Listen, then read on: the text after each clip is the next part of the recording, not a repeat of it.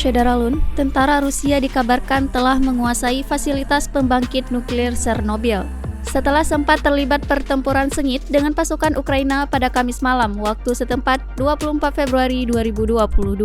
Penasihat Presiden Ukraina Mikhailo Podolyak mengatakan pasukan Rusia mengambil alih situs tersebut setelah pertempuran sengit pada hari Kamis dengan penjaga nasional Ukraina yang melindungi lokasi itu. Ia juga mengatakan dikuasainya Chernobyl merupakan salah satu ancaman paling serius di Eropa saat ini.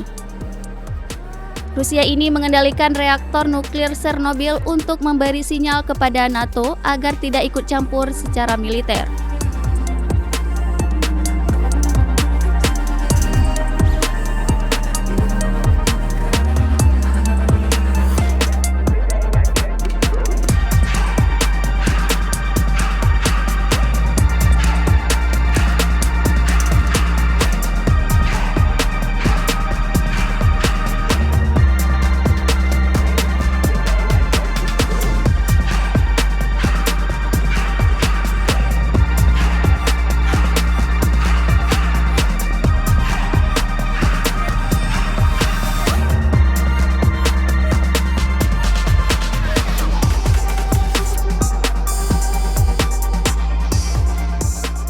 Sementara Igor Novikov, mantan penasihat Presiden Volodymyr Zelensky, mengatakan ancaman ke Eropa dari fasilitas nuklir yang kini tidak aktif itu perlu ditanggapi secara serius.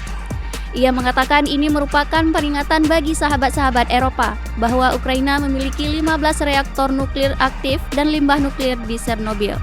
Artinya, satu mortir meleset, maka semua orang di Eropa menghadapi bencana nuklir besar. Ia juga menambahkan bahwa semua orang harus memahami bahwa ini bukan hanya tentang Ukraina, namun seluruh Eropa berada dalam bahaya yang besar.